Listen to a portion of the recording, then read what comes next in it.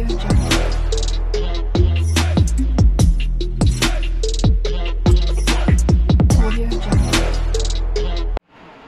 dalawa lang yan. 1, 2, 3, nangalay. Pwede dito. Okay? Oh. 1, 2, 3. Yan lang. Liwanag. Yan lang yung muscle lumbar natin. Pwede tayo sa 0 and 45. Yan yung pinaka-the best para yung muscle lumbar natin alam kung saan pupunta.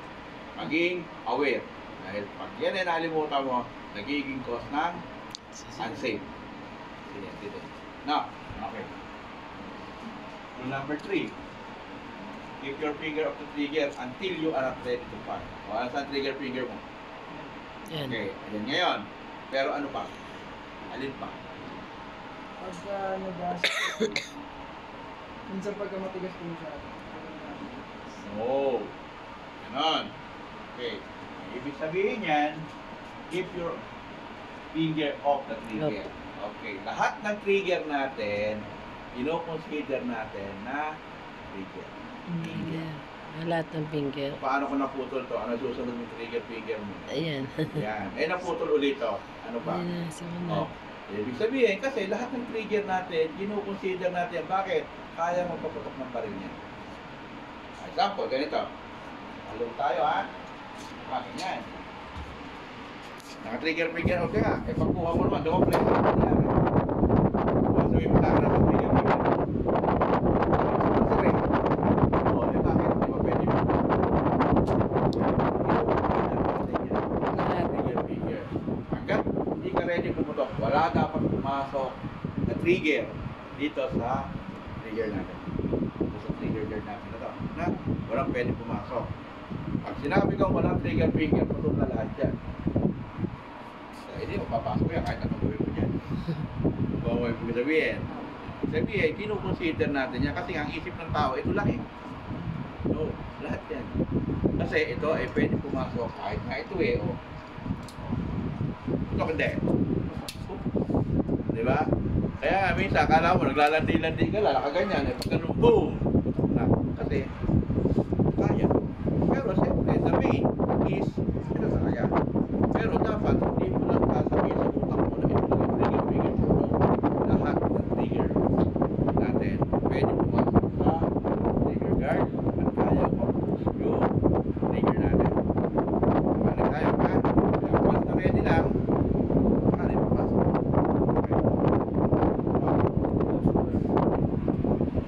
Hindi, minsan nagkakaroon ng problema.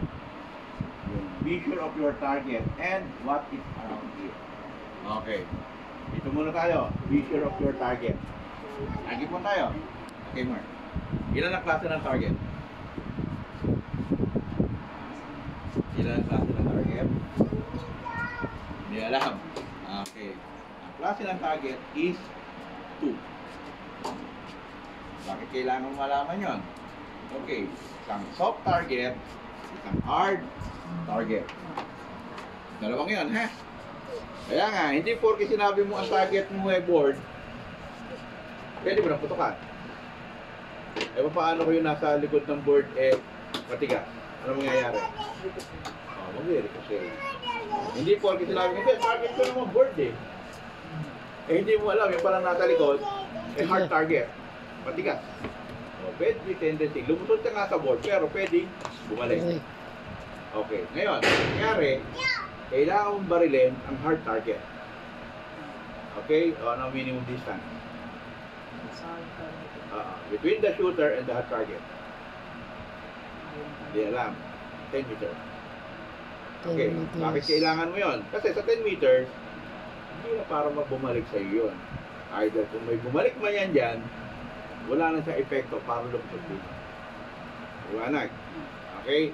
Kaya nga, diba, kung puto ka halimbawa ng 20 meters, yung plate, di ba, may plate tayo, 20, hindi mo tinamaan, anong gagawin mo? Ano unang papasok sa utak mo? Hindi mo alam. Okay, ang unang papasok, di ba, lapitan ko, layo. Di ba? Tama, mali. Kasi malayo, 20 meters eh. Oh, di ang unang papasok sa utak mo, Lapitan. Okay, ilapit ka ng lapit, lapit. Eh, hindi mo iniintindi nga yung target mo, eh, meron palang nagiging delikado pagdating sa ganun. Okay, ngayon, pagdating ng 10 meters at hindi mo pa tinatamaan yung hard target, tumigil ka na. Tumigil ka na, tigilan mo na yan. Kumuha ka na ngayon na soft target. Ano yan? So, Ito na yan. Okay, sample. Yung laki ng hard target mo, ganyan kalaki. Doon sa 20 meters. Eh, hindi mo tinatamaan. Bakit? Siyempre, hindi mo nakakita kung saan nabagsak eh. Gagawin mo, itong soft target na to, para makakita mo kung saan ka tumatama. Di ba? Okay. Hindi ngayon, kaya pala ako hindi natama dito, hindi ako bumabagsak sa baba. O di ngayon, i-adjust mo na. Di ba, Nag? Kaya nga, hindi basta ikaw ay puputok na. Kailangan alam mo rin kung paano. Sample. Gumano. Okay. Bawa. Ano itong target natin na to? Target board. Inu-consider natin na soft target. Tinutok mo ngayon dyan. Puputok ka mo, hindi. Pwede. Kasi Pwede. matutuin mo lang. Dyan. Tama ka, hindi. Sabi mo, pagka hindi ka tumawa, ibabalik kita sa academy. Hindi. Ang point is, minsan hindi natama. Bakit? Nagkakaroon sila ng anticipation. Di ba yung pagka pumuputo ka, di ba? Ganyan, no? Puto ka na. tutok. Nung ikaw ay kakalapit na, boom. Di ba? Bumababa. Sa baba, Bumaba. paano matatama? What's more, pag malayo na. Yun yung difference. Kaya nga, pero nakukuha naman yan. Okay. Pinaka-main, yung number 4 na yun, inalam mo yung target mo. Kung soft ba o hard target. Ganyan nangyayari, ha? Okay. Kaya nga nakalagay din doon sa ilalim, eat what is around you. Pati yung nasa palibot mo. Inintindi mo na yung target mo, intindi mo pa rin yung nasa palibot mo. Kasi bakit nga, yun yung sinasabi natin na soft target nga to, eh nasa likod naman na hard target, hindi mo pwede din baril eh. Okay, example naman, biglaan talaga. Hard target to, ha? May soft target tayo dito. Halimbawa, ilan ang distansya mo ngayon dyan? Sige, tutok ka. Ayan. Pero kinukonsider mo, pwede mo nang barilin yan. Dahil soft target ang target mo. Kaya lang, ano inisip mo? Ang mag-ricochet po dito. Kasi May hard target. okay, ano ang dapat mong gawin? Distance.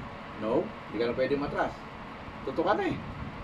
Mayroon ka lang halimbawa, wall. Ano na dapat mong gawin? Hindi mo alam. Okay. Pwede mong putukan yan. Dilim. Niling. Luhod. Luhod. Para Para ang angle mo pag ganun. Okay? Oh. Ito pa rin yung target mo. Baka nga nagniling ka. Ito yung target mo. Eh, nagniling ka. Pantay ka pa rin. O, di kinukonsider mo pa rin yun. Di ba? O, kaya nga, pagka ikaw ay nagniling, okay? Ito. Luhod. O, nakaganyan na yung angle mo. Baril mo. Pag ganun na yun. Natago yung angle na muscle ng baril mo. Kaya nga, di ba, nagsisave nga tayo sa 45 degrees. Para nangyari sa'yo, from there, kung lumuhod ka, o ganyan na. Para naka 45 ka na ngayon. Liwanag. Ha? Yan yung mga dapat pumalaman. Ngayon, kung yan ay naintindihan mo yung apat na yan, nawawala doon na sinasabi natin unsafe. Liwanag. Ha? Kaya dapat sa susunod, every time, yan ang ipasok sa isip mo. Parang baga yan yung maging natural mong ginagawa. Parang routine po. Routine. baga sa ano, yan yung kinasanayan mo talaga. Parang, di ba, natutulog ka. Di ba? Bago matulog, ano ginagawa mo? Dasal ka. Dasal. Tapos, pagkatapos ng dasal, ay nawawala, tulog. Pagkagising, ano mo nang gagawin mo? Dasal Dasal uli. uli. Salamat. Then, halimbawa, ano, CR, maghihilamos. For the sake na kung saan ka safety, yun ang nagiging routine mo na. Kahit wala na nag-uutos sa'yo, yun ang ginagawa mo. Oh, same din dito. Kahit sabihin mo ano mangyari, pag nakakita ng baril, yun agad ang iisipin mo.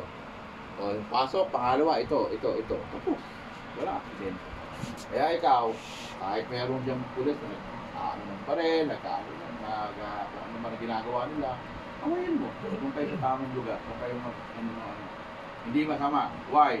Para maiwasan ang aksidente. Kaya nga ang nangyari doon sa overconfidence mo sa sarili nila. Di ba? Eh, malay mo, kaya naging ganon. Kasi tama eh. Ang laman niya, halimbawa, 16. Yung magazine. Eh, yun pala, may load siya. Na isa. Ilan na? 17. 17. Eh, siya, hindi na nalangan sa pag-check. Binilang. 1, 2, 3, 4, 5, 6, 7, 8, 9, 10, 11, hanggang 16. 16. Eh, siyempre, pagtanggal mo nga nito, wala nang laman. Eh, nasa ipang 17. Wala, Sa hindi loob. pa rin. Kaya lang hinulak, boom. Ito. Bakit? Anong pinakamali niya doon?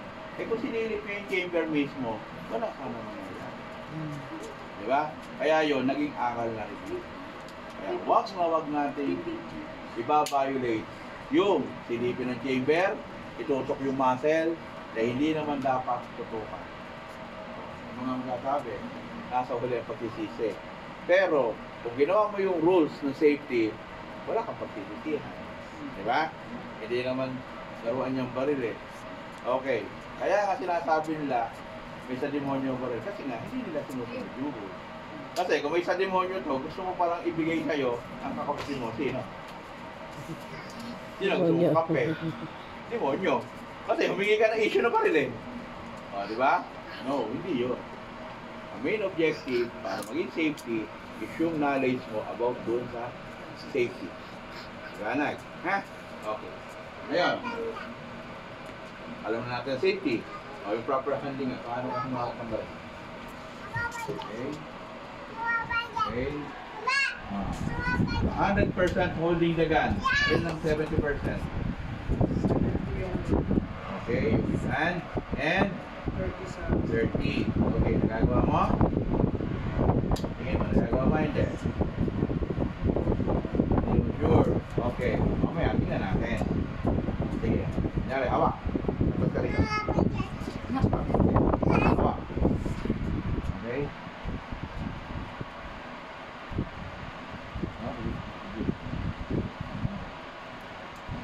Okay, ha?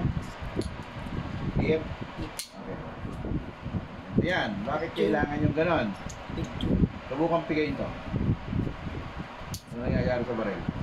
Pigay mo ha, pigay mo ha. Sabihin natin sa 100%, ito yung gawin mo 70. Yan, ano nangyayari sa baril? Ito na, nakal? Okay. Oh. Ito yung 70. Ito yung 30.